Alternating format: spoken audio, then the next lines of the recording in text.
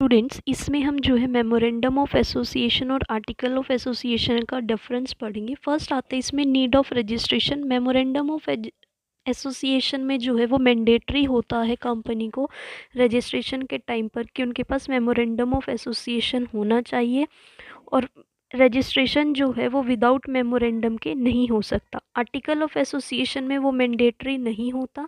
Second है उसकी importance. जो एमओए है वो जो है एक प्राइमरी डॉक्यूमेंट होता है और उसको जो है हम चार्टर ऑफ द कंपनी भी बोलते हैं, और आर्टिकल ऑफ एसोसिएशन जो है वो कंपनी का एक सब्सिडरी होता है फॉर उट्स मेमोरेंडम के लिए। थर्ड आता है उसका सब्जेक्ट मैटर।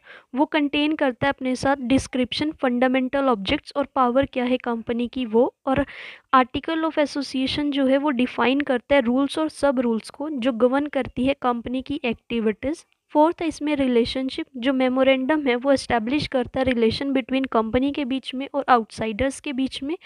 और दूसरा रिलेशन जो है वो डिफाइन करता है कंपनी और मेंबर्स के बीच में। फिफ्थ आता है उसकी रेगुलेशन। जो memorandum of article of memorandum of association जो है वो रेगुलेट करता है बाय कंपनीज एक्ट 2013 में, और वो भी सेम में हुआ होता है।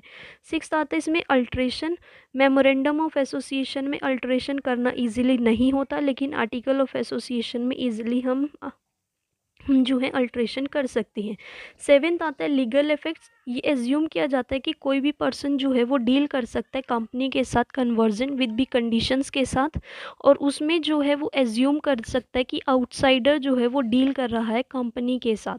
फिर एट्थ आता है इसमें डॉक्ट्राइन ऑफ अल्ट्रा वायर्स की सारे के सारे एक्शंस जो हैं कंपनी के वो बियॉन्ड द स्कोप में चले जाते हैं और वो डीम हो जाते हैं अल्ट्रा वायरस के लिए, इसलिए हम उनको रेक्टिफाई नहीं कर सकते।